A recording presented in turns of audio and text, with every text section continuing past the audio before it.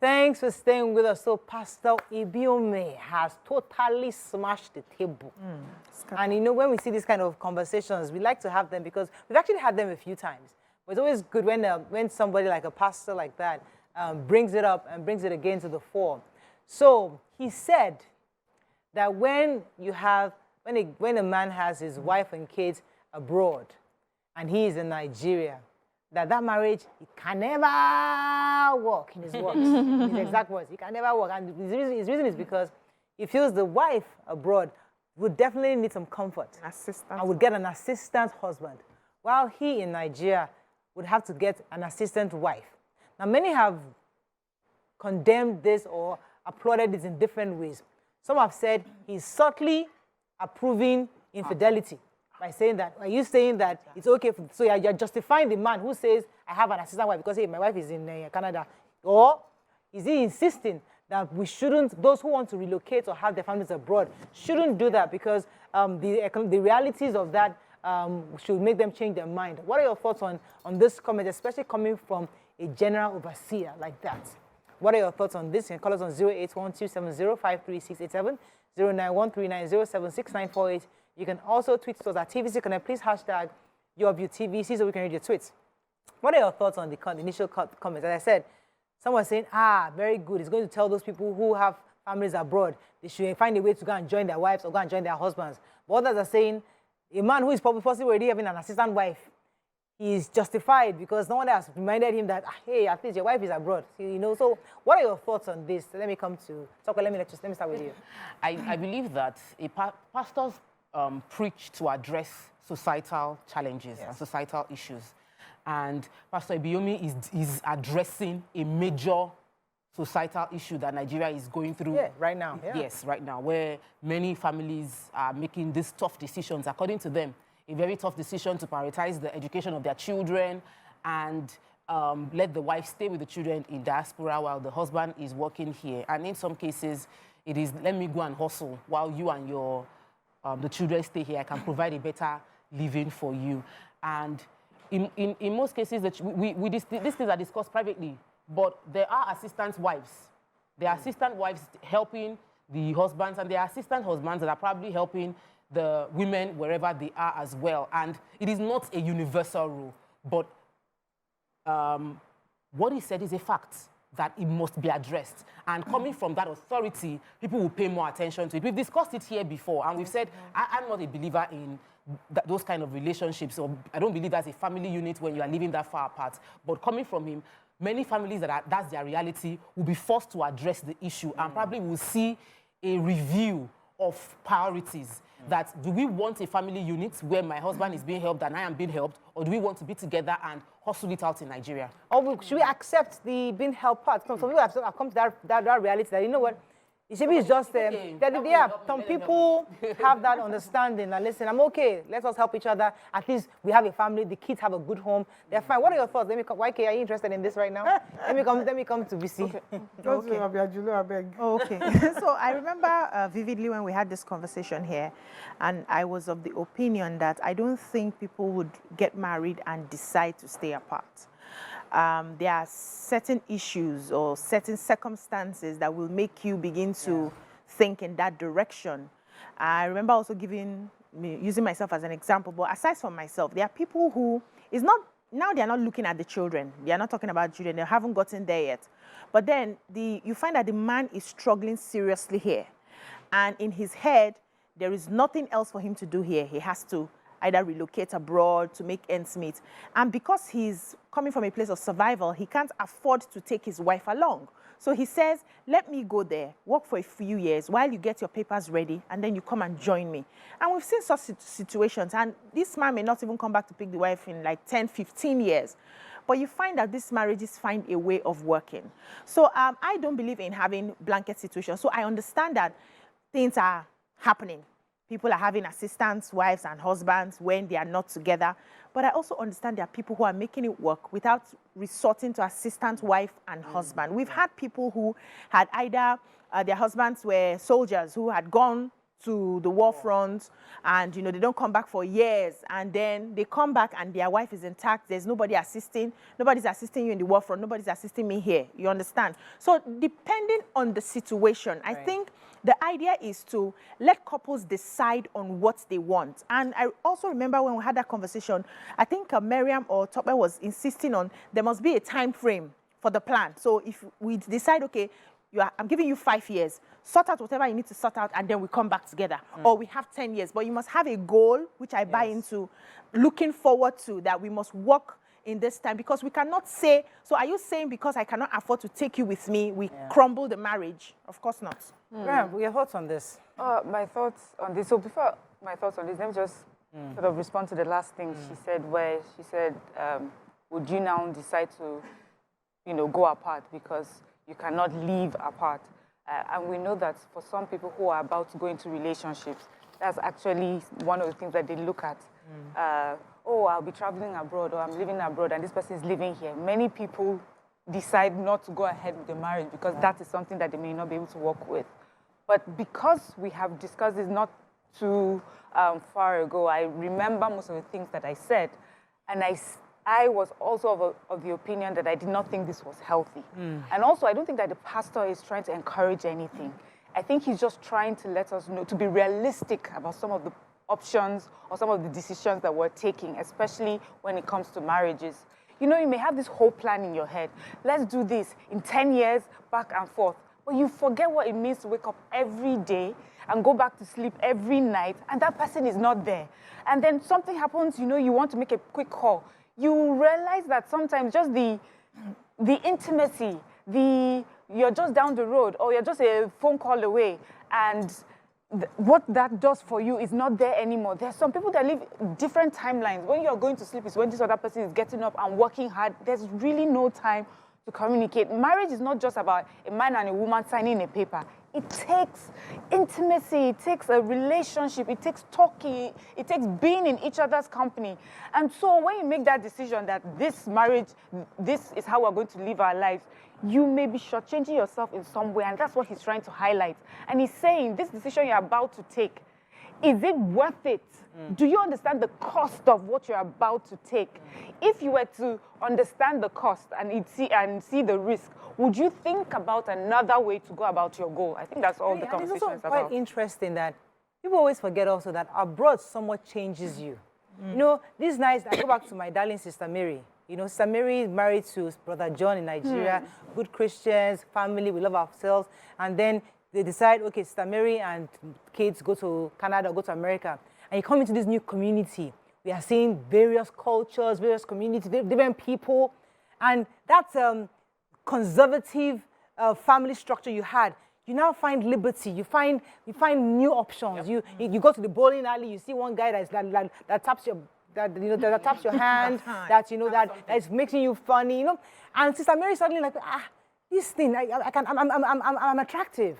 I am actually, I also have feelings. Sister Mary that was keeping her feelings, subjecting it back in Nigeria. She's now in Canada, where she's seeing both Chinese, everybody is just like walking around. She's not feeling like, I am Mary. I'm not just Sister Mary, I'm Mary.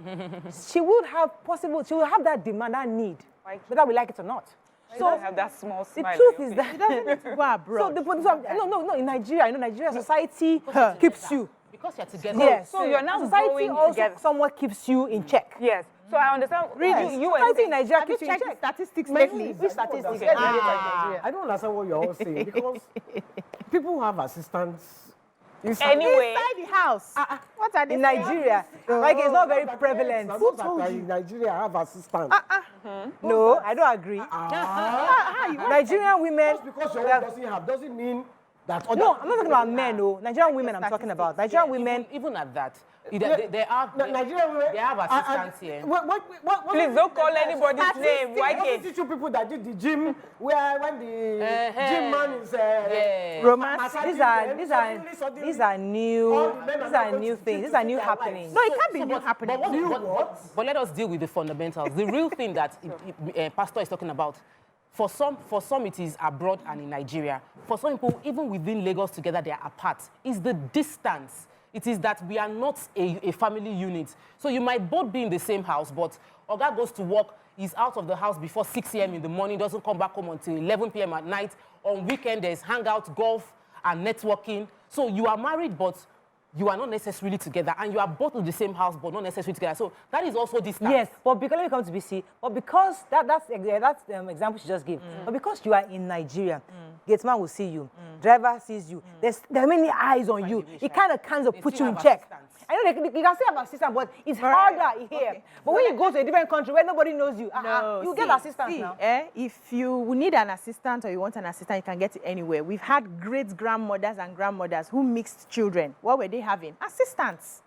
Back in the day, not even now. That's true. According to statistics, if you can Google it and check, you see when they listed women who cheated the most in the world, Nigeria was topping the charts. Yes, with all our conservative. They don't have data. Don't mind them. It's an idea.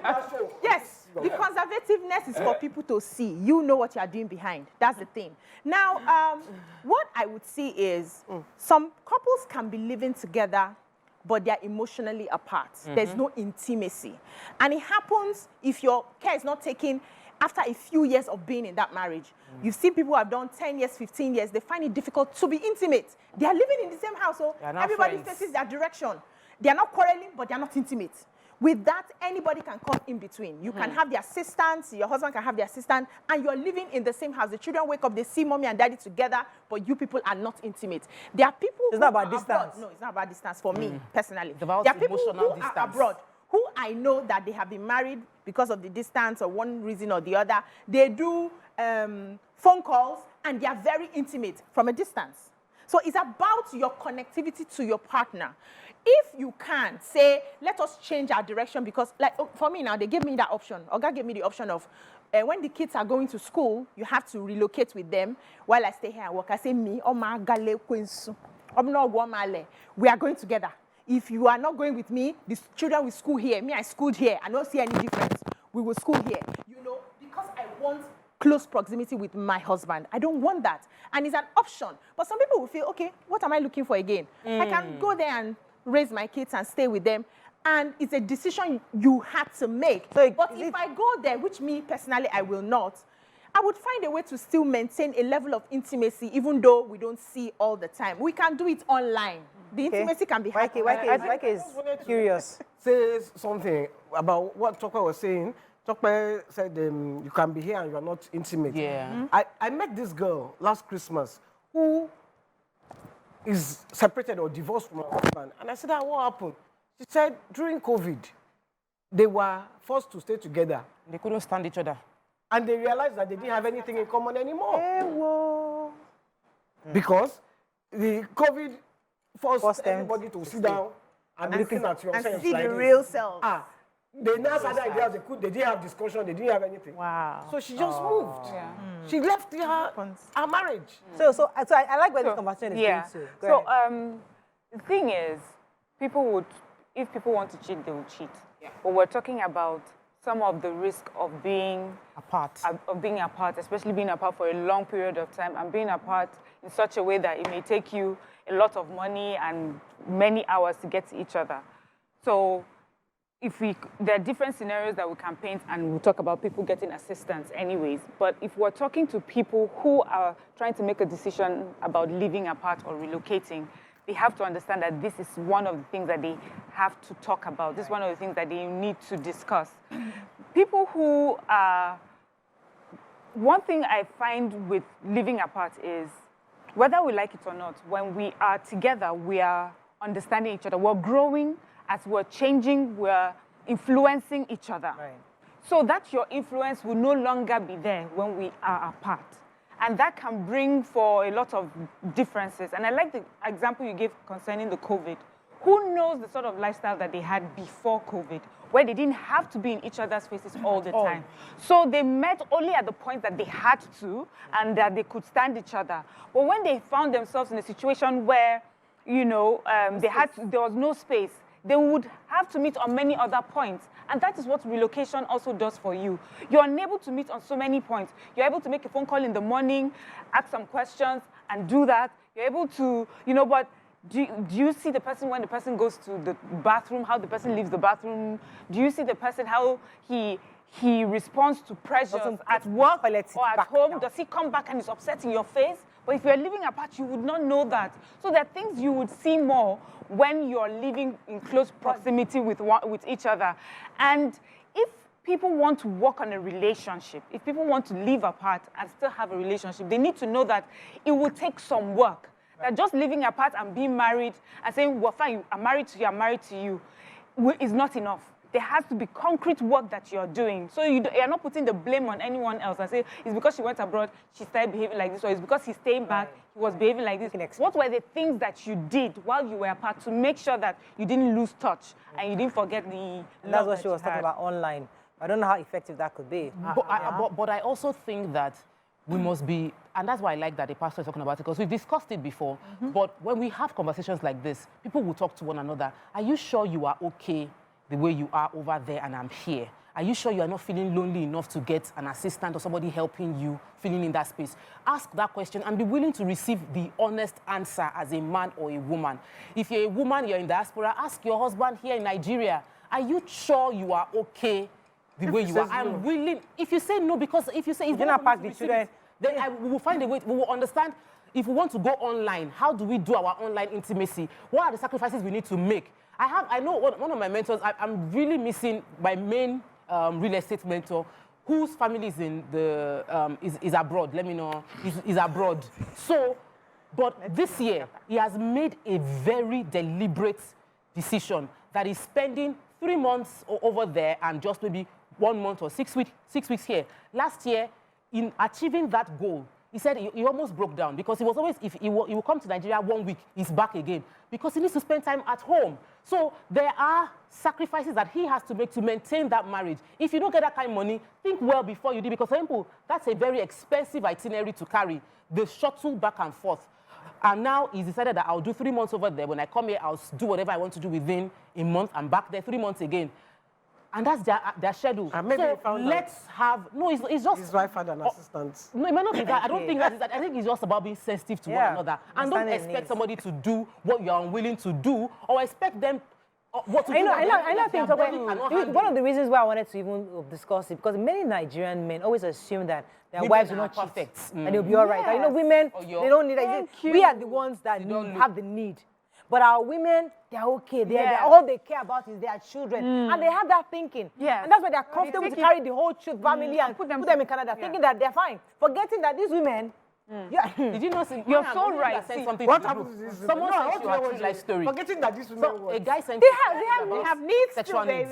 I can't hear anybody. I can't hear anybody. Let's A fan sent Mariam a story that they wanted us to discuss it, that he's feeling under pressure because his wife's intimacy need is too much for him to handle. And that he doesn't understand. The woman, she works, but she's still asking for it every time, and he cannot cope. And there are many stories that they're not talking about. So the assumption that some Nigerian men have that women, they are made of plastic. It is only when you touch them that they will be interested. It's a lie. Open your eyes. All right. Let's take a few comments on social media because we're going to be wrapping this up very quickly. says it's the assistants for me. Gania says, I've always wanted to JAPA, but I had to calm down because my husband wanted me to go with the kids and he stays back for a while. I woke up to reality and we are still here. We are going to go together. My sister, I am with you. Kehinde Peter said, Nigerian economy is the main reason why Nigerians JAPA. Fix the economy and people will come back in mass. Suffering is not good. Mike Obalisa says, Miriam is speaking in right tenses. The vulnerability is higher when they are apart.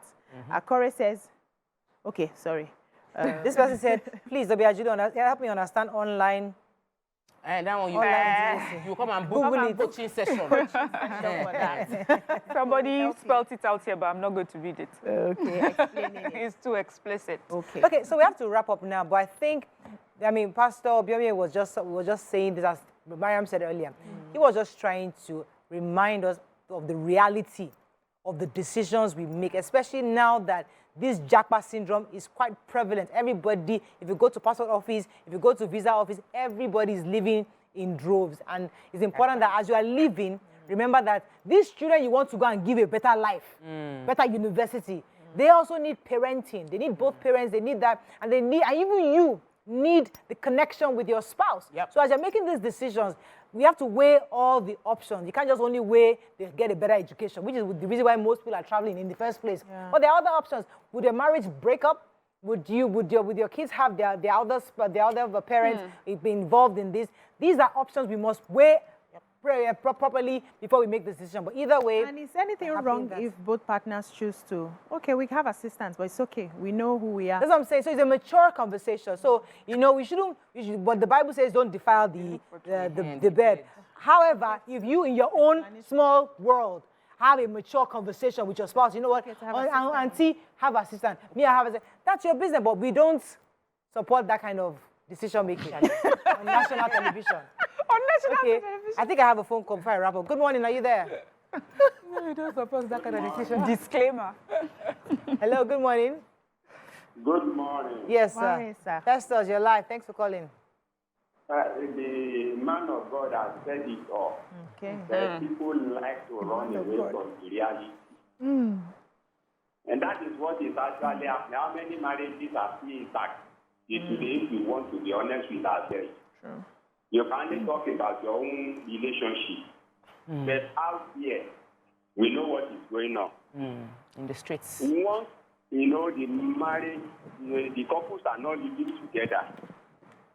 Over the years, changes will occur. Because our life, the body is not firewood. Very important. And so we need to, take the Thank you. reality and stop hiding behind the one Thank you. finger, so to say. Thank you, Mr. Festus. When he said changes, I remember what we discussed.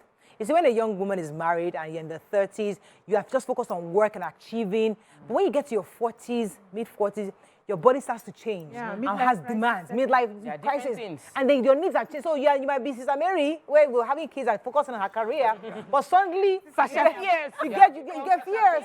And you're now looking for...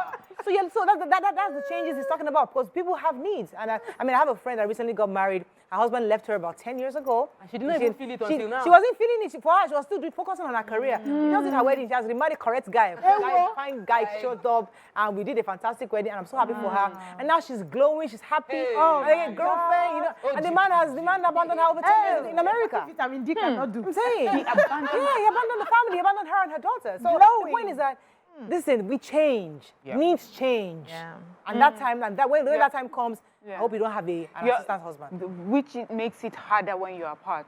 As you're changing, if you're together, there's also the fact that because you're together and you're seeing it happen right in front of you, you even have the empathy, to understand it. Imagine, right? We used to hear about soldiers who would have gone off to war. They left a young, beautiful bride. Yes. They come up and they see Mama who had twins and everywhere. But because it was not part of the process, it's just like, what happened to you? But someone who is part of the process would be, I saw how when we had the baby, how she's been struggling to, make sure that ends meet, all the stress that she's going through. I know that she doesn't even have time to, work on herself right now because she's concentrating. But if I have to just appear every 6 months, I'm like, what happened to you? Why are you looking this way? Don't go through. And that lack of, distance creates that lack of Let me empathy. take this call. Joke from Iju, thanks for calling. Good morning. Good morning. Good morning. Good morning, madam. How are you doing, Joke? You're live. Thanks for calling. I just want to greet you ladies, so Thank you. I just want to say well done, oh. Thank you. Joke, actually, Greet you on your 10th anniversary. thank you. You know what, Joke? We're supposed to wrap up this segment and have a new segment where we're going to play a game. But because you just called to greet us, we must give you one of our gifts. So I'll tell the producers to write your name just because you called to greet us. The producers will get your phone number. No, answer the question. We're just giving you the free gift that we're going to be giving. I'll be announcing that next segment. But thank you very much for calling. Thank Say you, hello to Joke. us. It's okay, you're first. You're our first winner today. First winner. All right, so I think we can wrap up on this. But I think generally, what the pastor is just saying is that we should be clear on these decisions before we take them. And whatever decision you do take, stand Maybe by you have it. president and vice president. Okay, let me wrap up this segment. Abi. Assistant, So you have Assistant what? husband and vice husband. Anyway, that is all we can take YK. on this segment.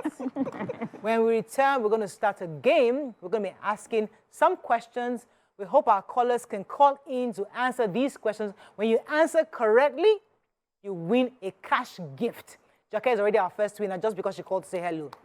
But next caller, we're going to ask you questions. If you answer correctly, we're going to give you a cash gift because we are still celebrating 10 years on Your View.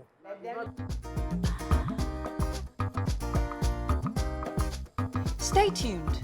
Your View will be right back.